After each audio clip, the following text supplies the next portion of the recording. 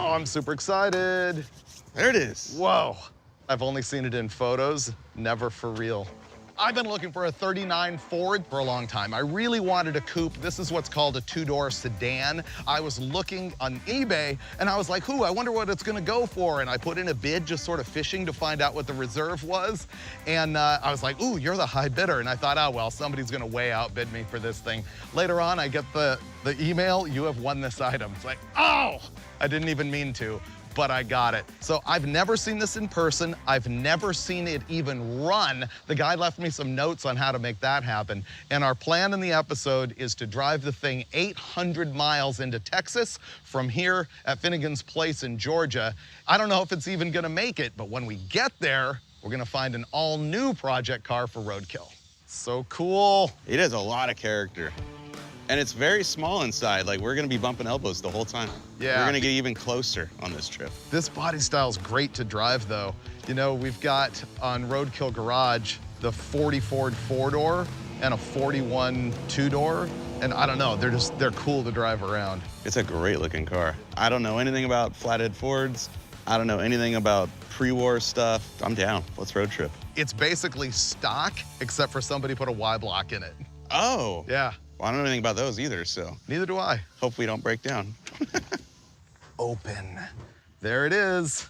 So what is a Ford Y-block? It's the first Ford overhead valve V8 that replaced the flathead Ford, and it came in a variety of displacements. There was the 239 and 256 initially, which matched the displacements of the Ford and Mercury flatheads. This version is a 1955 Thunderbird engine. It's a 292. It's factory rated at like 195 horsepower, something like that. It's a pooch, but it is retro correct. Why is the engine called a Y-block? Because it had a really deep skirt on the crankcase. So if you look at it right from the front with the cylinder heads on, it looks like a big Y, and that's why they named them that. This came out of a restored 55 Thunderbird that somebody wanted to like put an LS in or something. Dude, the valve covers are sweet. Yeah, they are. The Thunderbird. Ta-da! Oh, that's weird. Wait a minute. It's so funny. So that is a Holley 4000 series, which they call a teapot carburetor. I call it the Towering Inferno. Anyway, let's look at the guy's notes and see if we can make it run. This is from Matt at Iron Trap. Teapot carb evaporates fuel when the car sits for a long time. No key. Unlock the wheel, flip the lever on the column drop. Normal.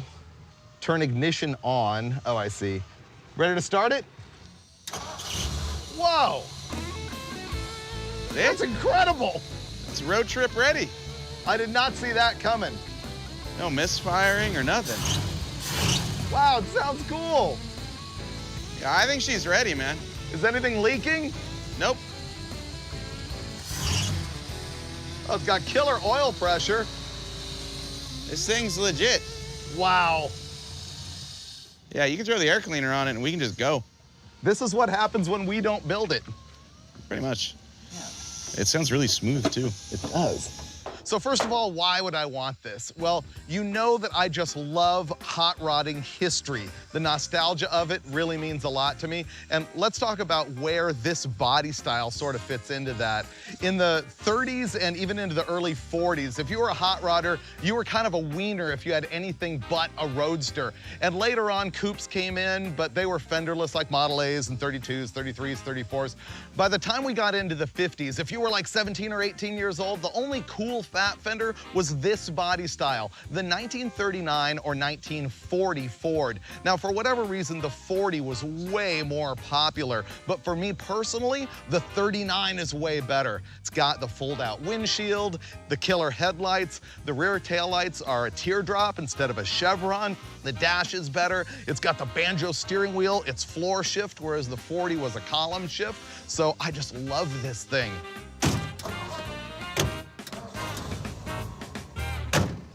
All right, my first. My door is solid, so the no belt thing isn't the end of the world. Well, you can lock it like by pushing it. Let's see.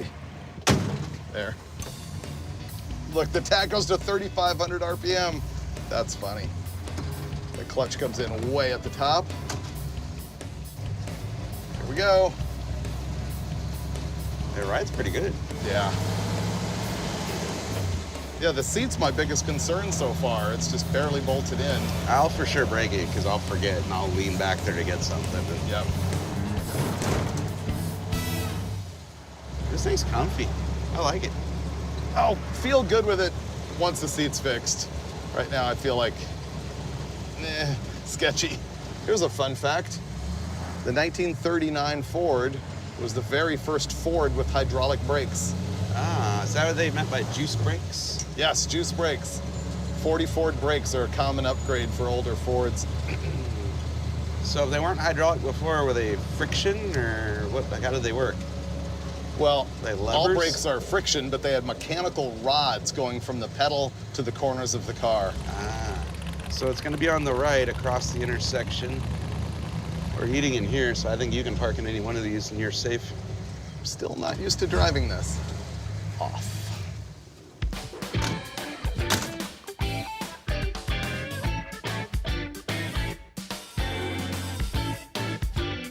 I'll navigate. I learned the trick on the door. What's the secret?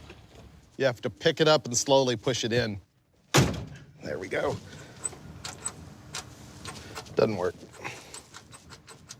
That's interesting. Headlights got left on. Oh, we killed the battery in an hour. Battery's dead. We're gonna need a jump. The headlights were left on. Can we push start it? Possibly. Let's try that. It's downhill right here. It's on, it's in first. Here we go. Go for it. There we go. Nice. That was a great idea.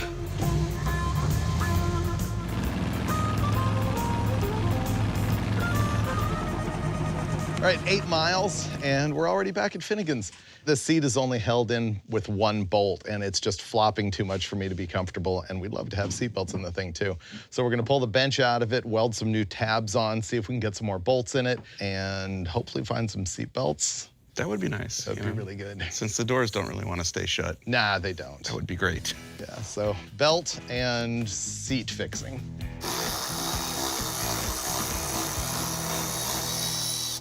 Unthreaded? It's out. So that's it. The seat was only held in with one bolt. Hopes and dreams. Got it. Nice upholstery. I think what we're gonna do is take one piece of metal strap and weld it between both feet to extend it and make it more rigid, and so that we can bolt the whole thing down.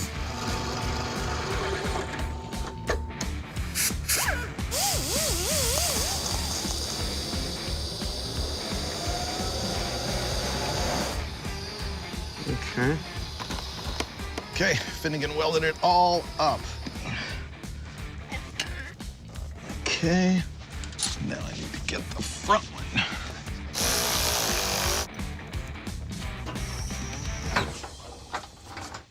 Oh, this is drivable now.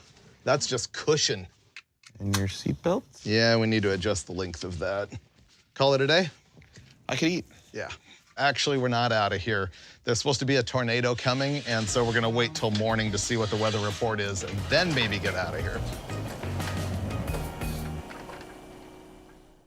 It's 2 months later. Mike got sick, I got sick. We both went and shot like 3 more episodes of other shows, and now we're ready to leave. Yes. Not bad. Just purrs, man. Just We're purrs. ready. That'll go away. It's from lack of use. It's squealing a little bit. There's no burnouts in this.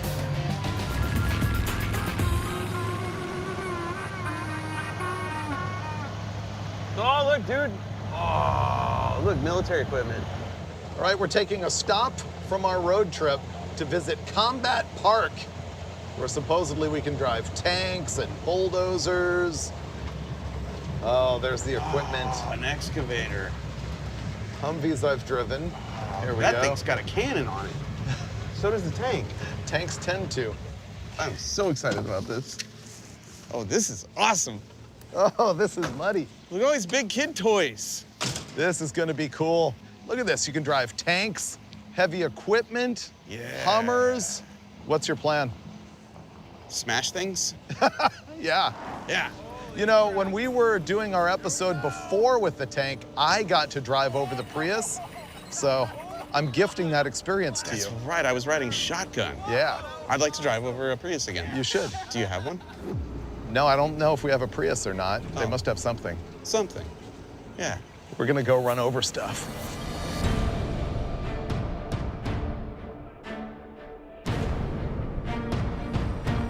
I guess first thing we're gonna do is hop in with Kevin from Combat Park and take a ride around the place in a Humvee. Do you know why they're called Humvee? No, I don't. Why? HMMV, High Mobility Multi-Purpose Vehicle. Oh. Yeah, they were made by AM General for the military. They're powered by the old school GM 6.2 diesel, and a lot of them don't have turbo. That's not a good motor package. No, it's not. Is this one turbo or not? No, not turbo. Yeah. All right, y'all ready? Yeah. That's pretty good. Yeah. You're good. I ain't gonna hurt you. Oh, I know. These things are great.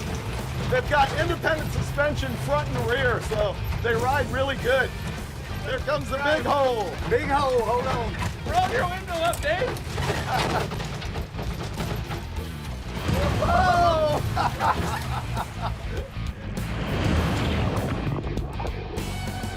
Oh!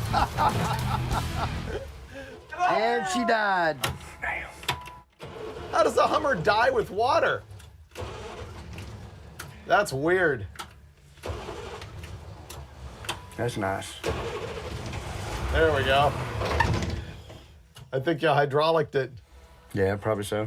We can break anything, even as passengers. I know, This is right? great. It's like somebody stuck a Roadkill sticker on this thing.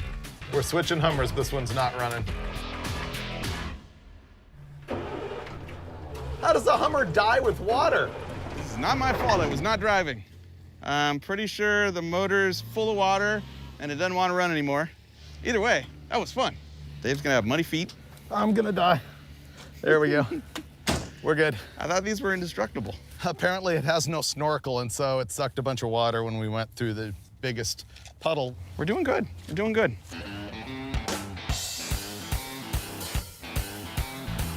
That's one of several times that we've broken stuff as passengers.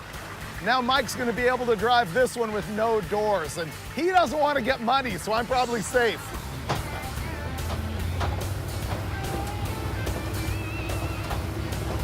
So that guy said, just hit it full speed and we'll be fine. That's what I heard.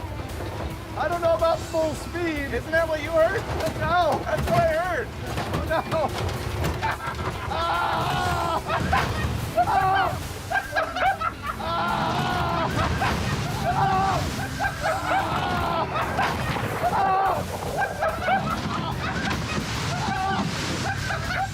All right, you're dry. Look at me. You're completely dry, and I am trashed. Oh, it's soaking through to the undies. I am junk. Give me a hose. Oh, I'm stuck. Oh, a little bit of it went in my shoe. That sucks. Finally, what are we, 10, 11, 12 years into this deal, and I got him. I finally got him. Because I now trust Mike and Kevin so much, we're gonna drive a tank, or he's gonna drive a tank. This thing is a British Abbott Howitzer 105. Oh, with the sticks. I guess so. Yeah. Yeah. It sounds good when it runs over a used car. Uh-huh. Yeah, I like it. Yeah, Let's go. I'm deaf. I'm up top. Here we go! Oh, this is awesome.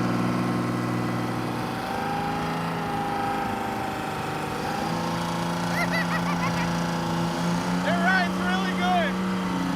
I'm freaking out up here, and this guy's riding the barrel. Hammer on the gas.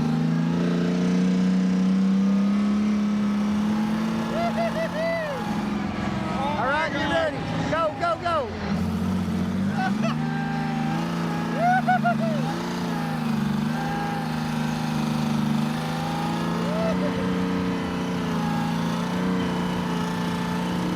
Here we go! Oh, it's a Honda. Last time I did this, I killed a Toyota. Today I kill a Honda. All right, they're centering up on the Honda. They took the engine out of this Honda. I guess it was K24. They wanted to keep it. Dave, you ready? I'm ready.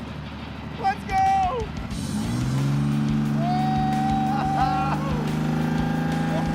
Whoa. Oh my God, It's so easy. There's just nothing to it.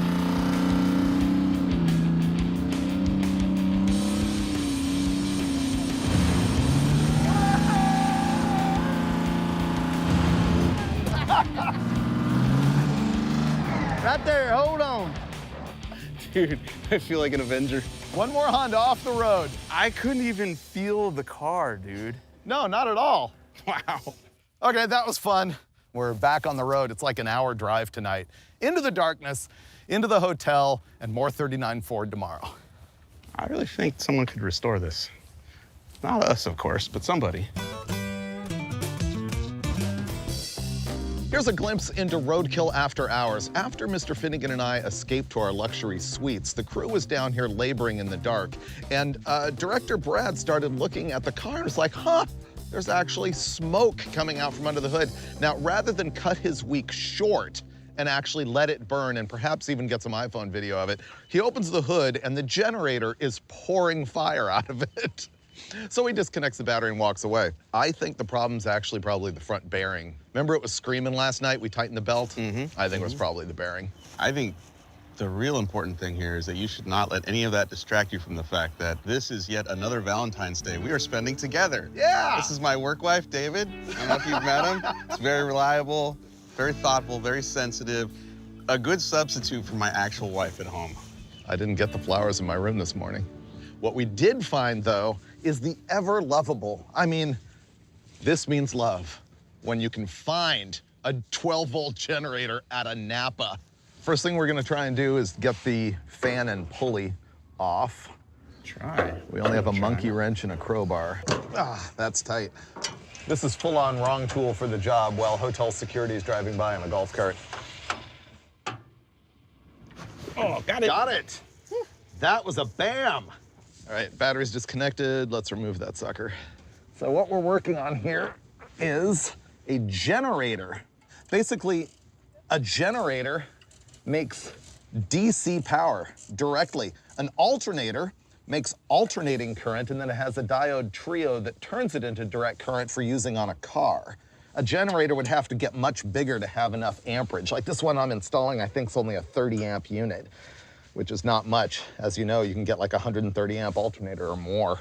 An alternator can be made with more power at a smaller size and lighter than a generator. It doesn't sound funny. The bearing is not trashed. It doesn't smell like fire. I don't see evidence of fire. I guess we'll install this.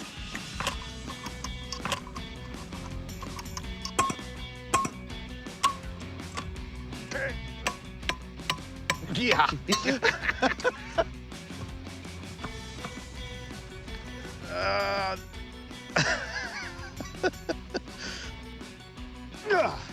That's gonna need a puller or fire or something. That nut is now cross thread destroyed and the pulley's not coming off.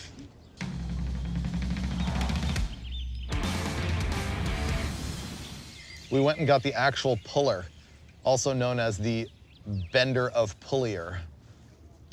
Ready? I'm watching for bendage. Happy Valentine's Day.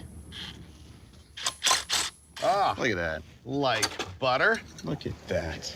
See, the core of this is fine. It's the bendy part that's bent.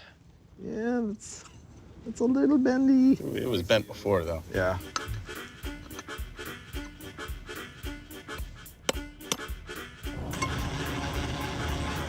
Let's go on a road trip.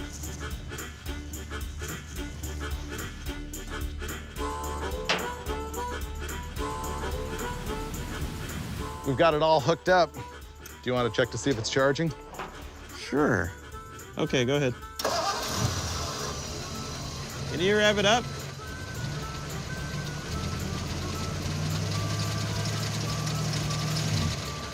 No? Nothing? Oh, that was a lot of work. It doesn't work. Doesn't charge? Nope. Here's what's going on. We changed that whole generator, then we checked and found out it wasn't charging. So I started messing with the voltage regulator, and it is getting blazing hot, even with the car shut off, and that's probably what made that thing smoked. So here's what we're gonna do. I'm gonna disconnect the regulator completely. I'm gonna tape it up so those don't go to ground, and then we're gonna drive to a parts store. I'm pretty sure on the battery, this thing will drive 150 miles with no charging system. So that's what we're gonna do. Nope. Sorry, I didn't pull very hard. Yeah, hold on, wait till I say yeah so I don't smash my finger. Okay.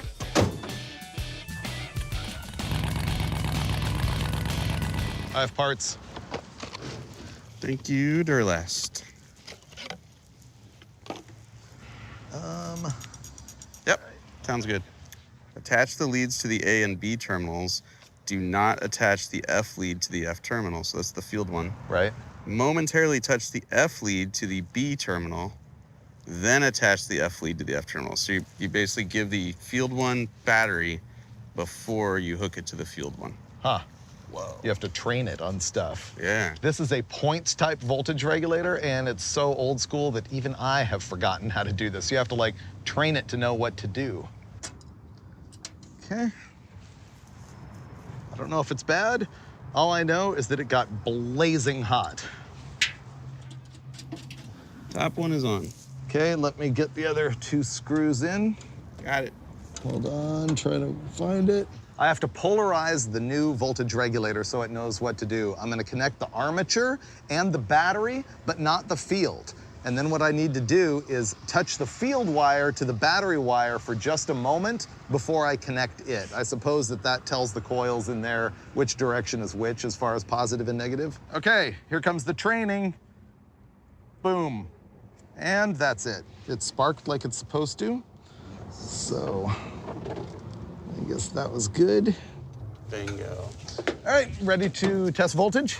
Go for it.